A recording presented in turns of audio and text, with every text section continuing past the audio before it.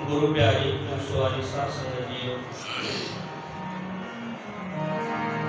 आज धन धन साहिब श्री गुरु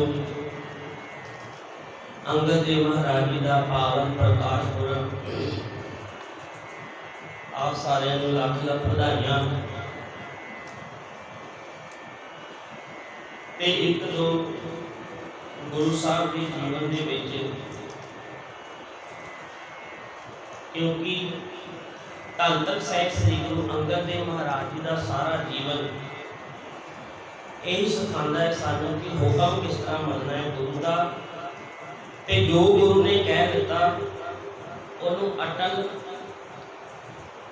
पत्थर की यकीन समझनी है कि मेरे गुरु ने मैनू जिहड़ा हुक्म कर दिता है ते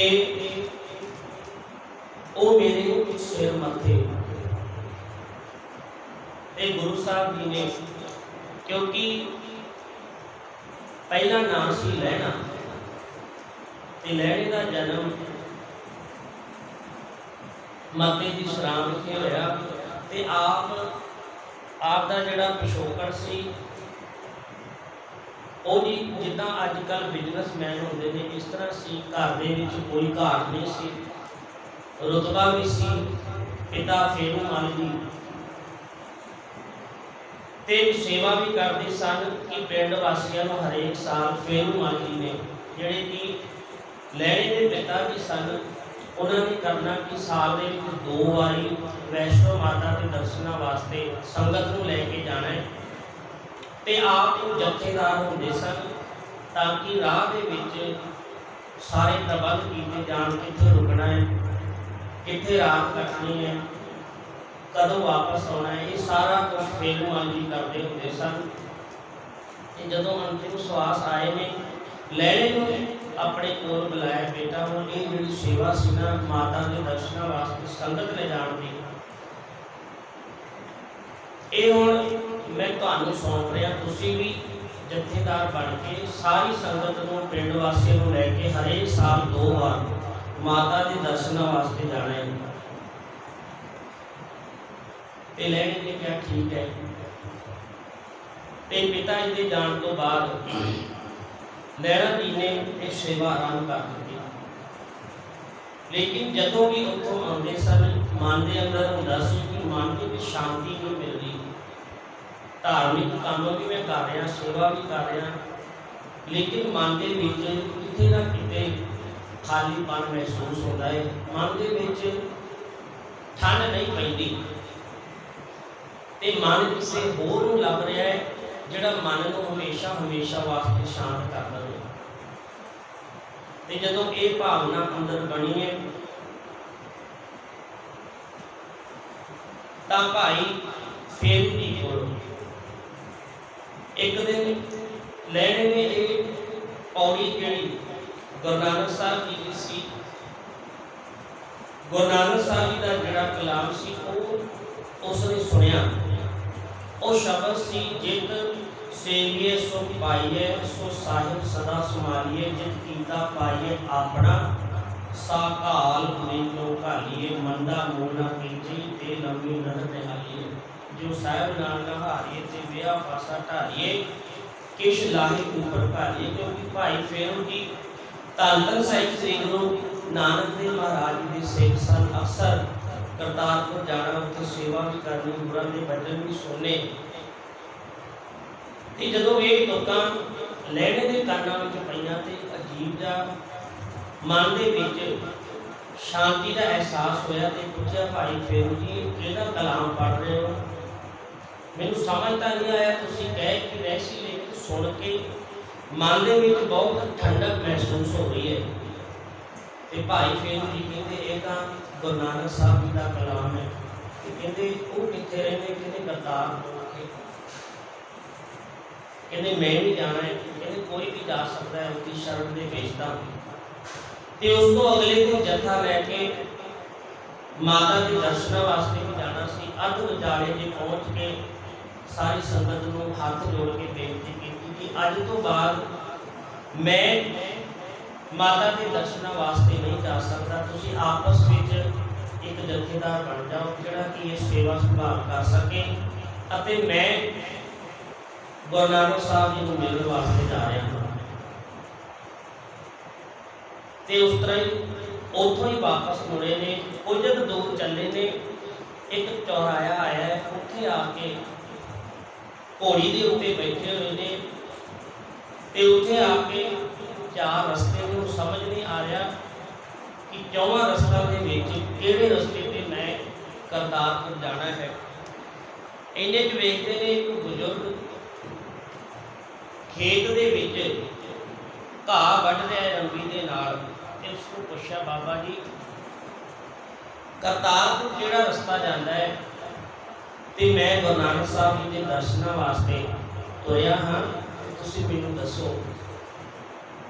ते बुजुर्ग उठ के आए, कहना मैनूं पता भी है कि गुरु नानक साहब जी कित्थे रहिंदे ने अते मैनूं रस्ता भी पता है, लेकिन मैं तुहानूं दस नहीं सकदा। ते भाई लैणा कहंदा ये किहड़ी गल होई, तुसीं दस भी नहीं सकदे हो? कहंदे मैं इदां करदा, तुसीं अपने घोड़े की लगाम मेरे हाथ में फड़ाओ, तुसीं घोड़े के उत्ते बैठे रहो, मैं तुहानूं लैके आप ही चलना, क्योंकि रस्ता अगे जाके फिर तुसीं कित्थे भुल गए ते फिर किसी होर थां ते चले जाओगे। ते उस बुजुर्ग ने लगाम फड़ ली है, भाई लैणा घोड़ी के उत्ते बैठा है, क्योंकि उस टाइम घोड़ी रखना अमीरां दा शौक होंदा सी। अरबी घोड़ियां कोई रख सकते सन जिन्हां कोल बहुत पैसा होंदा सी।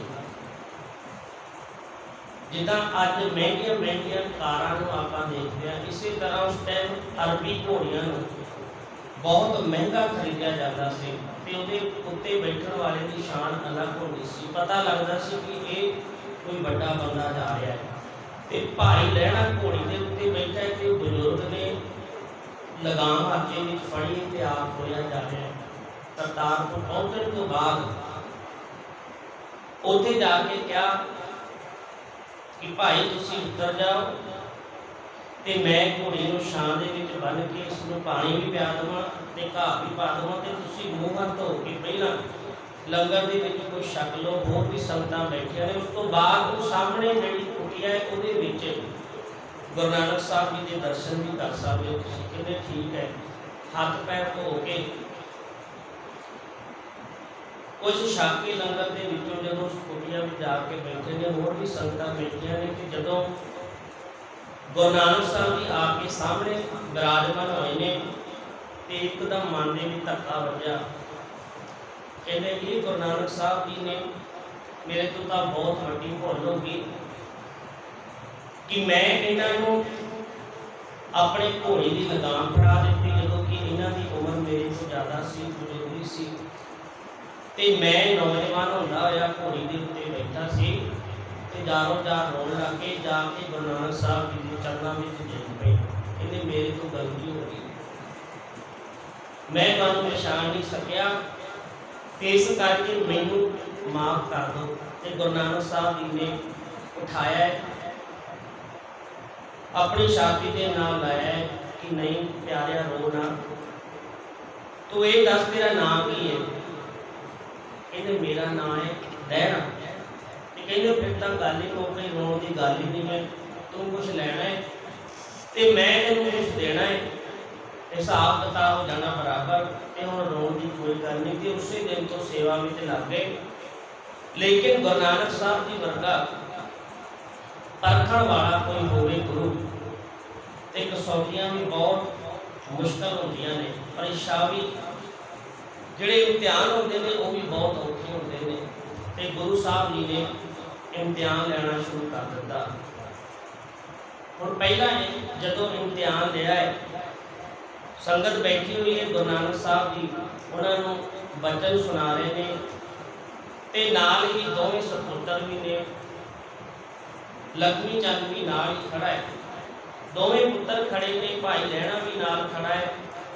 पहला लक्ष्मी चंद को कहा कि जड़ा जानदा रोके के उत्ते चढ़ जाओ, थल्ले विछा लो चादर ते इस रुख को जोर जोर नाल हिलाओ ਇਹਦੇ ਵਿੱਚੋਂ ਜਿਹੜੀ ਮਠਿਆਈ ਨਿਕਲੇਗੀ ਉਹ ਸੰਗਤਾਂ ਨੂੰ ਵੰਡ ਦਿਓ। ਤੇ ਪਹਿਲੇ ਪੁੱਤਰ ਨੇ ਕਹਿ ਦਿੱਤਾ ਕਿ ਆਪ ਜੀ ਹੁਣ ਬਜ਼ੁਰਗ ਹੋ ਗਏ, ਤੁਹਾਨੂੰ ਸਮਝ ਨਹੀਂ ਆ ਰਿਹਾ ਬਾਬਾ ਜੀ ਕਿ ਤੁਸੀਂ ਕਿੱਦਾਂ ਕਹਿ ਰਹੇ ਹੋ, ਇਹਦੇ ਉੱਤੇ ਤਾਂ ਕੋਈ ਫਲ ਫੁੱਲ ਨਹੀਂ ਲੱਗਦੇ ਤੇ ਮਠਿਆਈ ਕਿੱਦਾਂ ਡਿੱਗ ਪਏਗੀ। ਮੇਰੇ ਵੱਸ ਦਾ ਕੰਮ ਵੀ ਮੈਂ ਨਹੀਂ ਕਰ ਸਕਦਾ, ਕਿਉਂਕਿ ਸੰਗਤ ਬੈਠੀ ਹੈ ਮੇਰੇ ਤੇ ਸਾਰਿਆਂ ਨੇ ਹੱਸਣਾ ਹੈ, ਇਸ ਕਰਕੇ ਮੈਨੂੰ ਮਾਫ ਕਰੋ। ਦੂਜੇ ਪੁੱਤਰ ਨੂੰ ਕਿਹਾ, ਉਹਨੇ ਵੀ ਕਿਹਾ ਹਾਂ ਵੱਡਾ ਵੀ ਠੀਕ ਕਹਿ ਰਿਹਾ ਹੈ। ਸ੍ਰੀ ਚੰਦ ਨੇ ਵੀ ਮਨਾ ਕਰ ਦਿੱਤਾ, ਹੱਥ ਜੋੜਦੇ ਕਹਿੰਦੇ ਮੈਂ ਆਪਣੇ ਉੱਤੇ ਹਾਸੋ ਨਹੀਂ ਕਰਵਾ ਸਕਦਾ। ਤੇ ਇਹਨੇ ਸਾਰੇ ਸਿੱਖ ਬੈਠੇ ਨੇ, ਇਹਨਾਂ ਨੇ ਕੀ ਸੋਚਣਾ ਹੈ ਕਿ ਜੜ ਦੇ ਰੁੱਖ ਤੋਂ ਬਰਫੀ ਕਿੱਦਾਂ ਡਿੱਗ ਸਕਦੀ ਹੈ। ਤੇ ਫਿਰ ਲਹਿਰੇ ਤੋਂ ਆਵਾਜ਼ ਮਾਰੀ, ਲੈਣਿਆ ਤੂੰ ਚੜ ਜਾ ਉੱਤੇ, ਕਿਉਂਕਿ ਪਰੀक्षा ਲੈਣੀ ਸੀ। ਤੇ ਲਹਿਣਾ ਚੜਨ ਲੱਗਿਆ ਤੇ ਸ੍ਰੀ ਚੰਦ ਨੇ ਬਾਂਹ ਫੜ ਕੇ ਇੱਕ ਸਾਈਡ ਵਿੱਚ ਬੁਲਾਇਆ ਕਿ ਲੈਣਿਆ ਤੂੰ ਥੋੜਾ ਦਿਮਾਗ ਇਸਤੇਮਾਲ ਕਰ, ਤੂੰ ਆਪ ਸੋਚ ਇਸ ਜੜ ਦੇ ਰੁੱਖ ਦੇ ਵਿੱਚੋਂ ਬਰਫੀ ਕਿਸ ਤਰ੍ਹਾਂ ਡਿੱਗ ਸਕਦੀ ਹੈ। ਤੇ ਤੂੰ ਵੀ ਨਾ ਚੜ, ਨਹੀਂ ਤੇ ਸਾਰੇ ਸਿੱਖ ਦਿਲ ਤੇ ਹੱਸਣਗੇ, ਕੋਈ ਬਰਫੀ ਨਹੀਂ ਡਿੱਗਣੀ ਇਹਦੇ ਵਿੱਚੋਂ। ਲੇਕਿਨ ਲੈਣੇ ਨੇ ਕਹਿ ਦਿੱਤਾ ਨਹੀਂ, ਮੈਨੂੰ ਨਹੀਂ ਪਤਾ, ਲੈਣਾ ਕਹਿੰਦਾ ਬਰਫੀ ਡਿੱਗੇਗੀ ਜਾਂ ਨਹੀਂ ਡਿੱਗੇਗੀ ਇਹ ਮੈਨੂੰ ਨਹੀਂ ਪਤਾ, ਮੈਨੂੰ ਇੰਨਾ ਪਤਾ ਹੈ ਮੇਰੇ ਗੁਰੂ ਨੇ ਮੈਨੂੰ ਜੋ ਹੁਕਮ ਦਿੱਤਾ ਹੈ मैं वो हुक्म मनना है। ते उत्ते चढ़ गए ने, ते जिदा ही उत्ते चढ़ के लान लगे ने गुरु साहब जी ने कहा कि आ जा थले, क्योंकि कई बाबिया ने तो ये साखी अगे भी बना देते कि उस रुख को हिलाया गया तो उन्हें मिठाइयाँ भी डिगियाँ तो संगतां भी बन दित्तियां। लेकिन ये करामात साढ़े गुरुआं ने सख्त मना किया है कि करामाता ते चमत्कार जिहड़े ने ना ये असीं नहीं करते, क्योंकि परमात्मा के जिहड़े नियम बनाए हुए हैं, जिस चीज़ का रुख होएगा उसदे विचों वही फल निकलेगा। अंब के बूटे विचों अंब ही निकलना है, जे असीं सोचीए दे विचों तरबूज निकल आएगा, अंगूर निकल आएंगे, ये हो नहीं सकता। केवल परीक्षा लैनी सी ते लेना पास हो गया, ते दूजी बार फिर तो परीक्षा लई। दूजी बार काहदी परीक्षा लई है, उस वेले भी लक्ष्मी चंद दोवें सुपुत्र भी ने सिख भी ने। गुरु नानक साहब जी ने एक दिन भयानक रूप धारण कर लिया, गुस्से वाला मुँह बना लिया, ते तेजी के नाल अगे अगे जा रहे हैं। पीछे संगतां ने, दोवें सुपुत्र भी ने, लहणा भी है, होर भी सिख ने, ते अगे जाके ना रोड़े चुक चुक के, पत्थर चुक चुक के सिखां वाल सुट्टण लग गए। ते अद्धे तो ज़्यादा लोग भज गए कि गुरु नानक साहब जी नूं की हो गया, गुस्सा आ गया, ये तो सिर पाड़ देंगे सारिਆਂ ਦਾ। ते अद्धे तो ज़्यादा भज गए। फिर वेख्या कि लहणा हाले गया नहीं, दो चार सिख भी नहीं गए हाले। ते फिर वो जो कोल आए ने ते हाथ में जिहड़ा डंडा सी उहदे नाल जोर जोर नाल लत्तां ते मारना शुरू करता। बाकी दे रहिंदे होए भी भज गए, लेकिन लहणा नहीं भज्या। लहणे नूं कहंदे तैनूं सट नहीं वजदी, मैं तैनूं मारिया, तुर तो नहीं भजदा, सारे भज गए। कहंदे मैं कित्थे जावां, तू मार दे भावें रख ले, मैं ते तेरा ही हाँ, मैनूं होर किसी का आसरा भी नहीं, मेरा होर कोई है भी नहीं, तेरे तो बिना मैं कित्थे जावांगा, तुहाडी मर्जी, तुसीं मार लो ते भावें रख लो, पर मैं तुहाडे तो दूर नहीं जा सकता। उत्थे भी रहना पास हो गया। ते तीजी जिहड़ी परीक्षा लई है, नाल दोवें सुपुत्र भी जा रहे हैं, सिख भी ने, नाल ही लैना भी है। एक तलाब जिहड़ा थोड़ा जिहा सुक्या है, किचड़ के नाल भरिया होया है। गुरु नानक साहब जी ने चुक के लोटा बिल्कुल विचाले जे सुनता। हुण दोवें सुपुत्रां नूं कहा जाओ ते ना लोटा कढ के लिआओ। सुपुत्र कहंदे नहीं, लक्ष्मी चंद कहंदा है कि जे तुसीं लोटा कढवाना ही सी ते इहनूं सुट्टिया काहनूं सी, ते असीं इहदे अंदर जा नहीं सकदे, क्योंकि साडे जिहड़े कपड़े ने सारे लिपड़ जाने ने। क्योंकि जे किसी को कीचड़ के विचों कढ़ना होंदा है ਤੇ ਆਪ ਵੀ ਕਿਚੜ ਵਿੱਚ ਉਤਰਨਾ ਹੀ ਪੈਂਦਾ, ਦੂਜਾ ਆਪਸ਼ਨ ਨਹੀਂ ਹੁੰਦਾ। ਬੰਦਾ ਕਵੇ ਵੀ ਨਹੀਂ ਮੇਰੇ ਸਰੀਰ ਨੂੰ ਕੱਪੜਿਆਂ ਨੂੰ ਕਿਚੜ ਵੀ ਨਾ ਲੱਗੇ ਤੇ ਮੈਂ ਜਿਹੜੀ ਚੀਜ਼ ਕਿਚੜ ਦੇ ਵਿੱਚ ਡਿੱਗੀ ਹੋਈ ਹੈ ਉਸ ਨੂੰ ਵੀ ਕੱਢ ਲਿਆਵਾਂ ਤੇ ਹੋ ਨਹੀਂ ਸਕਦਾ। ਉਸ ਨੂੰ ਆਪਣੇ ਸਰੀਰ ਤੇ ਚਿੱਕੜ ਆਲੂਦ ਹੋਣਾ ਹੀ ਪੈਣਾ ਹੈ, ਤਾਂ ਹੀ ਜਾ ਕੇ ਉਹ ਕਿਸੇ ਨੂੰ ਚਿੱਕੜ ਵਿੱਚੋਂ ਕੱਢ ਸਕਦਾ ਹੈ। ਹੁਣ ਜੇ ਕੋਈ ਕਿਸੇ ਦੇ ਘਰ ਵਿੱਚ ਅੱਗ ਲੱਗੀ ਹੈ, ਕਿਸੇ ਨੂੰ ਬਚਾਉਣਾ ਹੈ, ਇਨਸਾਨ ਕਵੇ ਮੈਂ ਉਹਨੂੰ ਬਚਾ ਵੀ ਲਿਆਵਾਂ ਤੇ ਮੇਰੇ ਸਰੀਰ ਨੂੰ ਸੇਕ ਵੀ ਨਾ ਲੱਗੇ, ਇਸ ਤਰ੍ਹਾਂ ਹੋ ਨਹੀਂ ਸਕਦਾ। ਸੇਕ ਝੱਲਣਾ ਪੈਣਾ ਹੈ, ਤਾਂ ਹੀ ਕਿਸੇ ਨੂੰ ਇਨਸਾਨ ਬਚਾ ਸਕਦਾ ਹੈ। ਸੋ ਉੱਥੇ ਵੀ ਦੋਵੇਂ ਸਪੁੱਤਰਾਂ ਨੇ ਮਨਾ ਕਰਤਾ ਕਿ ਅਸੀਂ ਨਹੀਂ ਜਾਵਾਂਗੇ। ਲੈਣੇ ਨੂੰ ਕਿਹਾ ਹੈ ਲੈਣਾ ਜਾ ਤੂੰ ਕੱਢ ਕੇ ਲੈ ਗਿਆ। ਇਹਨਾਂ ਕਹਿਣ ਦੇ ਦੇਰ ਸੀ, ਲੈਣਾ ਭੱਜਿਆ ਹੈ, ਕਿਚੜ ਜ਼ਿਆਦਾ ਸੀ, ਜਿੱਦਾਂ ਹੀ ਅੰਦਰ ਵੜੇ ਨੇ ਸਾਹਮਣੇ ਸਾਹਮਣੇ ਡਿੱਗ ਪਏ ਨੇ। ਪੂਰਾ ਮੂੰਹ, ਨੱਕਾਂ ਵਿੱਚ, ਅੱਖਾਂ ਦੇ ਵਿੱਚ, ਸਾਰੇ ਸਰੀਰ ਦੇ ਵਿੱਚ ਕਿਚੜ ਭਰ ਗਿਆ। ਫਿਰ ਵੀ ਜਾ ਕੇ ਲੋਟਾ ਲੈ ਕੇ ਆਏ ਨੇ ਗੁਰੂ ਨਾਨਕ ਸਾਹਿਬ ਜੀ ਨੂੰ। ਫੜਾਉਣ ਤੋਂ ਪਹਿਲਾਂ ਕਹਿੰਦੇ ਗੁਰੂ ਨਾਨਕ ਸਾਹਿਬ ਜੀ ਮੈਂ ਧੋ ਲਵਾਂ ਇਸ ਨੂੰ, ਕਿਉਂਕਿ ਇਹਦੇ ਕਰਮੰਡਲ ਦੇ ਵਿੱਚ ਕਿਚੜ ਬਾਹਰ ਲੱਗ ਗਿਆ ਤੇ ਤੁਹਾਡੇ ਕੋਮਲ ਹੱਥਾਂ ਨੂੰ ਲੱਗ ਜਾਏਗਾ, ਕੱਪੜੇ ਤੁਹਾਡੇ ਖਰਾਬ ਹੋ ਜਾਣਗੇ। ਤੇ ਗੁਰੂ ਨਾਨਕ ਸਾਹਿਬ ਜੀ ਨੇ ਕਿਹਾ ਨਹੀਂ, ਬਲਕਿ ਉੱਦਾਂ ਹੀ ਚਿੱਕੜ ਨਾਲ ਲੈਣਾ ਭਰਿਆ ਪਿਆ ਹੈ ਤੇ ਦੋਵੇਂ ਹੱਥਾਂ ਨਾਲ, ਜਿਸ ਤਰ੍ਹਾਂ ਬੱਚੇ ਨੂੰ ਮਾਂ ਬੁਲਾਉਂਦੀ ਹੈ ਲਾਡ ਦੇ ਨਾਲ ਦੋਵੇਂ ਹੱਥ ਕਰਕੇ, ਇਸ ਤਰ੍ਹਾਂ ਹੀ ਬੁਲਾ ਕੇ ਤੇ ਆਪਣੀ ਕਿਚੜ ਭਰਿਆ ਹੀ ਲੈਣੇ ਨੂੰ ਆਪਣੀ ਛਾਤੀ ਦੇ ਨਾਲ ਲਾ ਲਿਆ, ਆਪਣੀ ਬੁੱਕਲ ਵਿੱਚ ਲੈ ਕੇ ਸਿਰ ਚੁੰਮਿਆ ਕਿ ਲੈਣਿਆ ਅੱਜ ਤੂੰ ਪਾਸ ਹੋ ਗਿਆ। ਮੈਂ ਜਿਹੜੀ ਜੋਤ ਜਿੱਥੇ ਟਿਕਾਣੀ ਸੀ ਨਾ ਉਹ ਥਾਂ ਅੱਜ ਮੈਨੂੰ ਲੱਭ ਗਈ ਹੈ। ਤੇ ਉਸੇ ਦਿਨ ਫਿਰ ਗੁਰੂ ਸਾਹਿਬ ਜੀ ਨੇ ਗੁਰੂ ਅੰਗਦ ਦੇਵ ਜੀ ਬਣਾ ਦਿੱਤਾ, ਆਪਣੇ ਅੰਗ ਦੇ ਨਾਲ ਲੱਗ ਕੇ। ਲੈਣਾ ਹੀ ਰਹਿ ਗਿਆ, ਗੁਰੂ ਦੇ ਅੰਗ ਨਾਲ ਲੱਗਣ ਦੇ ਨਾਲ ਉਸ ਦਾ ਨਾਮ ਹੋ ਗਿਆ ਗੁਰੂ ਅੰਗਦ ਦੇਵ ਜੀ ਮਹਾਰਾਜ। ਸੋ ਗੁਰੂ ਸਾਹਿਬ ਜੀ ਦੇ ਜੀਵਨ ਵਿੱਚੋਂ ਸਾਨੂੰ ਇਹ ਸਿੱਖਿਆ ਮਿਲਦੀ ਕਿ ਅਸੀਂ ਵੀ ਗੁਰੂ ਦਾ ਹੁਕਮ ਖਿਹੜੇ ਮੱਥੇ ਪ੍ਰਵਾਨ ਕਰਨਾ ਹੈ ਕਿ ਪਰਮਾਤਮਾ ਜੇ ਸੁਖ ਦੇ ਤਾਂ ਤੁਝੇ ਅਰਾਧੀ, ਦੁੱਖ ਵੀ ਤੁਝੇ ਪਿਆਈ। ਪਰਮਾਤਮਾ ਜੇ ਸੁਖ ਦੇਗਾ ਤਾਂ ਵੀ ਤੇਰੀ ਆਰਾਧਨਾ ਕਰਨੀ ਹੈ, ਤੇਰਾ ਹੀ ਸ਼ੁਕਰਾਨਾ ਕਰਨਾ ਹੈ। ਜੇ ਦੁੱਖ ਦੇਗਾ ਤਾਂ ਵੀ ਮੈਂ ਸ਼ੁਕਰਾਨਾ ਤੇਰਾ ਹੀ ਕਰਨਾ ਹੈ। ਇਸ ਕਰਕੇ ਆਪਾਂ ਵੀ ਇਹ ਅਰਦਾਸ ਕਰੀਏ ਕਿ ਸਾਨੂੰ ਵੀ ਹੁਕਮ ਮੰਨਣ ਦੀ, ਸ਼ੁਕਰਾਨਾ ਕਰਨ ਦੀ ਦਾਤ ਮਿਲ ਜਾਏ।